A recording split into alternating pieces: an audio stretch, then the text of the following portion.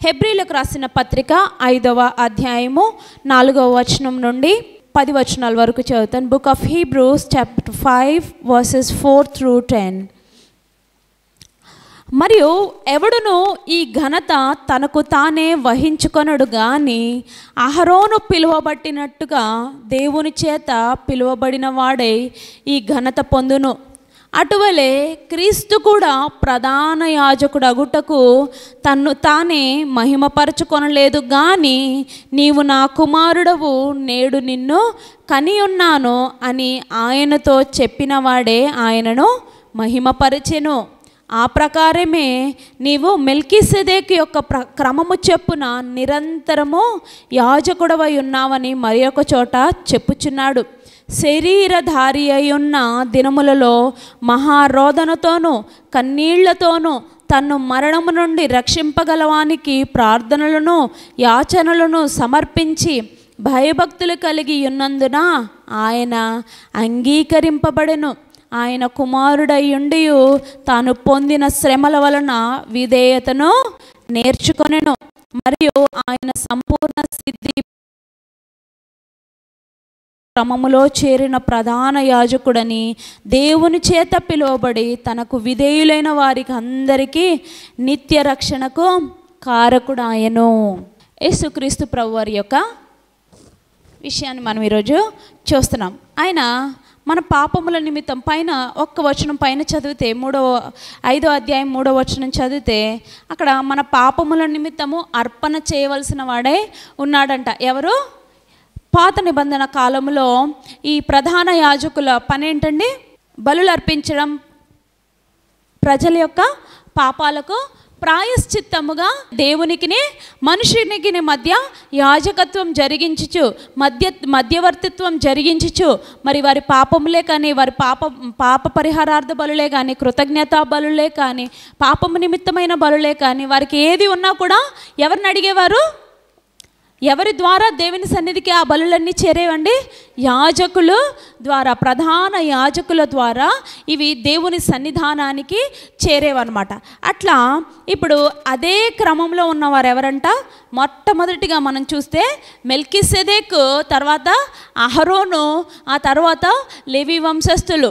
మరి పాతకాలం రోజుల్లో అయితే అహరోను వంశస్థులు, మరి అలాగే లేవి వంశస్థులు, ఇంకా ప్రధాన యాజకుడైన మెల్కీసెదెకు, తర్వాత అలాగా ఏలి ప్రవక్త, ఇలా చాలామంది యాజక ధర్మాన్ని జరిగించుచు దేవుడైన యెహోవా పనిని చాలా నమ్మకంగా జరిగించుచు వచ్చారు. అయితే ప్రభు వాటన్నిటినీ సమకూర్చి ఒక్క యాజకుని ద్వారా ఒక్కసారే మన సర్వమానవాళి కొరకు, పుట్టిన వారి కొరకు, పుట్టి ఆల్రెడీ జీవించుచున్న వారి కొరకు, పుట్టబోయే వారి కొరకు కూడా దేవుడు ఒక్కసారే ఆయన ఏం చేశాడు?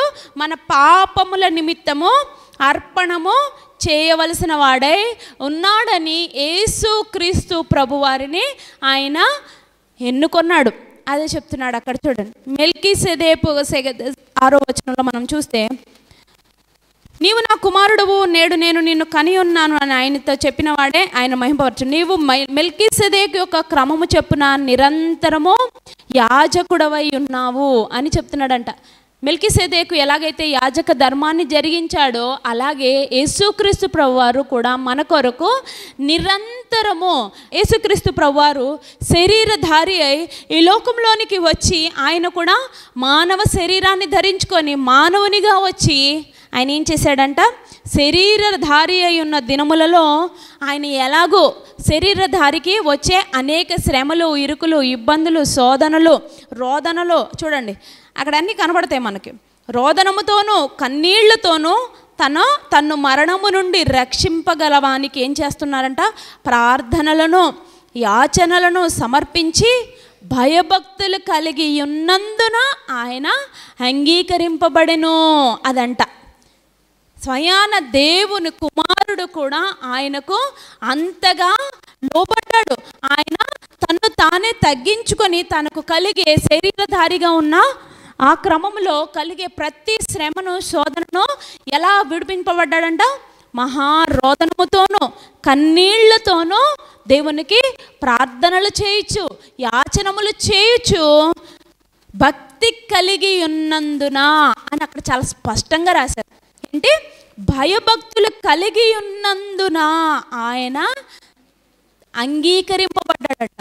ఆయనను మరణం నుండి రక్షింపగలవానికి ఎంతగా తగ్గించుకున్నాడంటే ఆయన కంప్లీట్ ఒబీడియన్స్, పూర్ణ భయభక్తులు కలిగి ఉన్నాడు కాబట్టి ఆయన సన్నిధానములోనికి యేసుక్రీస్తు ప్రభువారిని అంగీకరించారు అంట దేవుడు. చూడండి, దేవుని కుమారునికే అటువంటి పరిస్థితి అయితే ఏ పాపము లేని, ఏ మచ్చ లేని, ఏ డాగు లేని, ఏ ముడత లేని, ఏ కళంకం లేని అతి పరిశుద్ధుడైన యేసుక్రీస్తు ప్రభువారికే ఇన్ని ఆంక్షలతో దేవుడు ఆయన రాజ్యంలోనికి అంగీకరింపబడ్డాడు అని చెప్పి రాయబడితే మరి నీవు నేను ఎక్కడున్నాం? నీవు నేను మన పాపస్థితిలో మనం ఎక్కడున్నాము? ఎలా దేవుని సన్నిధానంలో మనము అంగీకరింపబడతాం?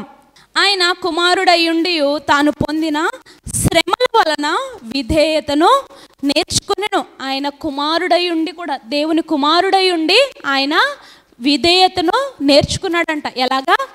శ్రమల వలన. తనకొచ్చే శరీరధారిగా ఉన్నప్పుడు తనకు కలిగే ప్రతి విధమైన శ్రమలో నుండి, శోధనలో నుండి ఆయన ఏం నేర్చుకున్నాడు? విధేయతను నేర్చుకున్నాడు. అది మనం కూడా, మనకు కలిగే శ్రమలు వస్తాయి, శోధనలు వస్తాయి, ఇరుకులు వస్తాయి, ఇబ్బందులు వస్తాయి. ఈ సమయంలో మనం ఎవరిని చూసి నేర్చుకోవాలి? మనకు వచ్చే శ్రమలను బట్టి మనం ఇంకా ఆయన మీద ఆధారపడడం నేర్చుకోవాలి. మనం ఇంకా ఆయన యొద్దకు వెళ్ళడానికి మనం నేర్చుకోవాలి. ఆయన యొద్ద ఇంకా నమ్మకంగా ఉండడం మనము నేర్చుకోవాలి.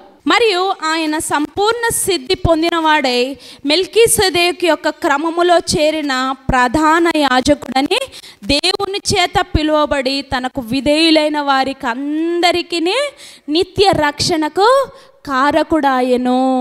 అక్కడ ఏం చెప్తున్నాడంటే ఆయన శ్రమల ద్వారా ఇంకా విధేయతను పొందుకున్నాడు. ఆయన చూపిన విధేయత వలన నీకు నాకు మనందరికీ తండ్రితో సమాధానపరచబడే నిత్య రక్షణకు ఆయన కారకుడయ్యేది. దేవుని చేత మనము పిలువబడి, ఆయన చేత యేసుక్రీస్తు ప్రభువారు పిలువబడి, ఆయన విధేయత చేత నీ పాపములకు నా పాపములకు విడుదల, విమోచన, క్రయధనముగా యేసుక్రీస్తు ప్రభువారు కారణమయ్యారు. అది అక్కడ మనం చూస్తున్నాం. చూడండి, మరి ఒకసారి చదివి నేను ముగించేస్తాను. మెల్కీసెదెకు యొక్క క్రమములో చేరిన ప్రధాన యాజకుడని దేవుని చేత యేసుక్రీస్తు ప్రభువారిని పిలువబడి తనకు విధేయులైన వారికి అందరికీ, ఎవరికంట? దేవునికి విధేయులైన వారికి అందరికీ. ఆయన యందు ఆయనే నిజమైన దేవుడు, ఆయన మాత్రమే నా రక్షణకు కారకుడు, ఆయనే నన్ను నా పాపముల నుండి విడిపింపగలడు, ఆయనే నన్ను నిత్య జీవములోనికి చేర్చగలడు అని నమ్మిన ప్రతి వానికి ఆయన యందు విధేయత కలిగి, భయము కలిగి, భక్తి కలిగి, పూర్ణాత్మతోనూ పూర్ణ మనస్సుతోనూ ఎవరైతే దేవునిని విశ్వసించారో వారందరికీ నిత్య రక్షణకు కారకుడుగా యేసుక్రీస్తు ప్రభువారిని నియమించాడంట. మరి యేసుక్రీస్తు ప్రభువారి రక్తం ద్వారానే నీవు నేను కడుగబడ్డాము. ఇటువంటి అతి పరిశుద్ధుడైన దేవుడు కలిగిన మనము ఎంతో ధన్యులము. ఇదే హెబ్రీలకు రాసిన పత్రిక 2వ అధ్యాయం 3వ వచనం మీరు తీయక్కర్లేదు.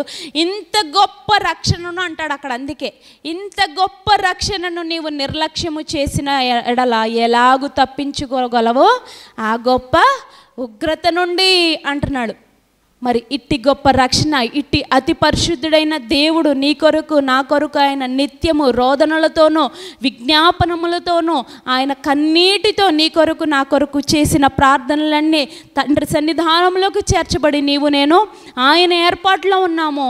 ఆయన నిత్య రక్షణలో, ఆయన నిత్య రాజ్యంలో నీవు నేను పాలి భాగస్తులం అవటానికి ప్రభు మనకు ధన్యతనిచ్చాడు. అందును బట్టి మనం ఏం చేయాలి? ప్రభువుకు నిత్యము స్తుతులు చెల్లించవలసిన వారమై ఉన్నాం. మన విరిగి నలిగిన హృదయంతో ప్రభువా నీవు నా కొరకు చేసిన రక్షణ కార్యమును బట్టి, నీవు నా కొరకు చేసిన ఇట్టి క్రయధనముకే, నీవు చూపిన విధేయతను బట్టి మాకు ఇట్టి రక్షణకు కారకుడవైన దేవా నీకు స్తుతులు స్తోత్రములు చెల్లించుచున్నాం ప్రభువా అని ప్రభువును మనము ఆరాధన చేద్దాము.